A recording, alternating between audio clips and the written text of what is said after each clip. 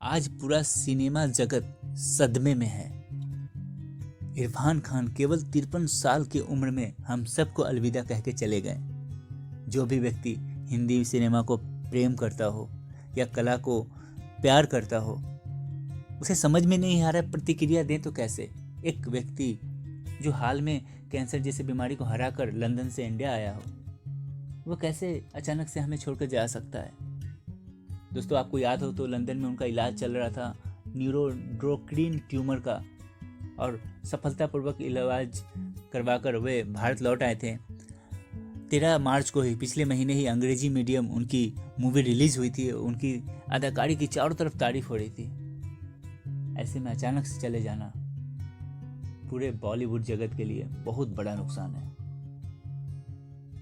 और इससे भी बड़ी दुख की बात यह है कि दोस्तों कि अभी हाल में शनिवार को ही उनकी माँ का भी देहांत हुआ था।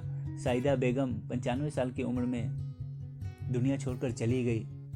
उनका देहांत जयपुर में हुआ, जबकि मुंबई में इरफान फंसे हुए थे, अपनी माँ को अलविदा भी नहीं कह पाए। ऐसे में उनका देहांत उनकी वाइफ सुतापा और बच्चे बाबिल और अयान खान के लिए बहुत बड़ा सदमा है। ईश्वर इस परिवार को शक्ति दे। दोस्तों, चलिए नज़र डालते हैं उनके करियर पर। उनका जन्म हुआ था जयपुर में। उनके पिताजी जागीरदार खान और माँ दोनों टोंक, जो कि राजस्थान में है, वहाँ के निवासी थे। अपने शुरुआती दौर में वे एक क्रिकेटर बनना चाहते थे। सीके नायडू टूर्नामेंट में वे खेलने भी जा रहे थे, जो कि फर्स्ट क्लास क्रिकेट का वो पहला कदम माना जाता है ये टूर्नामेंट। लेकिन पैसों की कमी की वजह से वो खेलने नहीं गए। शायद किस्मत को कुछ और मंजूर था, वो किसी और मैदान में चमकने वाले थे। दोस्तों, उन्होंने पढ़ाई जारी रखी और एमए किया उन्होंने एनएसडी से, नेशनल स्कूल ऑफ ड्रामा से 1984 में। वहीं उनका प्रेम प्रसंग शुरू हुआ सुतापा सिकद के साथ, जो कि राइटर थी और साथ में ही पढ़ती थी। उन्हीं से उनका विवाह हुआ। दोस्तों, फिल्मों की जब बात करें तो वे एक वर्सटाइल एक्टर थे। चाहे बात कॉमेडी की हो, विलन का रोल हो, सीरियस रोल हो या ड्रामा, कमर्शियल मूवीज़, हर तरह की मूवीज़ में उन्होंने काम किया। 35 साल के करियर में उन्होंने अदाकारी की हर सफलता को प्राप्त किया। 32 से ज़्यादा अवार्ड मिले हैं उनको, नेशनल अवार्ड भी मिले हैं। पद्मश्री मिला 2011 में। तो आप खुद अंदाज़ा लगा सकते हैं कि वे किस कद के अदाकार थे। पान सिंह तोमर के लिए नेशनल अवार्ड मिला था, 2011 में रिलीज हुआ था। आपको याद हो तो एक डाकू की भूमिका की थी उन्होंने। शानदार मूवी था, गजब का डायलॉग निकाला था। जो डायलॉग था वो बोलना बहुत कठिन था, लेकिन खान ने दिखाया कि वो सच में एक मजे हुए कलाकार हैं। द लॉन्च बॉक्स कौन भूल सकता है, 2013 की मूवी, कम बजट की मूवी, लेकिन उनकी एक्टिंग की वजह से वो मूवी बहुत चर्चित हुई थी, खासकर इंटरनेशनल सर्कल में।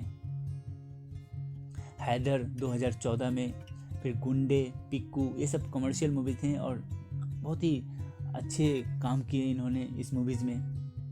तलवार 2015 में रिलीज हुआ था, आपको याद होगा, अरसुरी हत्याकांड पर। फिर हिंदी मीडियम आया 2017 में। इस मूवी ने सारे रिकॉर्ड तोड़े और सबसे ज़्यादा चलने वाली ये मूवी मानी जा सकती है इरफान खान की।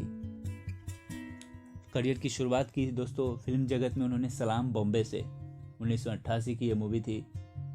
सलाम बॉम्बे बहुत ज़्यादा प्रचलित हुआ था, खासकर इंटरनेशनल जगत में।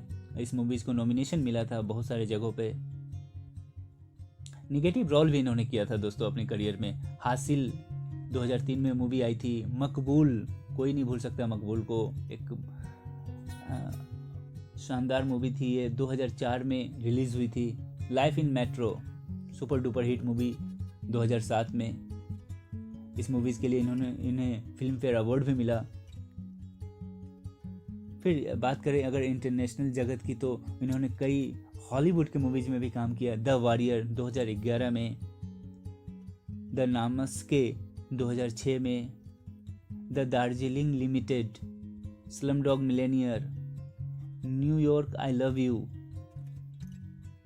The amazing Spiderman, life of pi, Jurassic world, तो कई सारे नेशनल और इंटरनेशनल मूवीज़ में काम किए इन्होंने और अपना छाप छोड़कर चले गए। कहा जाता है कि कलाकार कभी नहीं मरता, कला के माध्यम से वे हमेशा जीवित रहते हैं।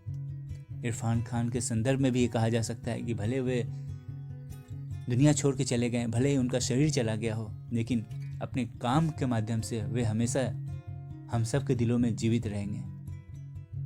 दोस्तों, अभी के लिए इतना ही। चैनल सब्सक्राइब करना ना भूलिए। Thank you so much.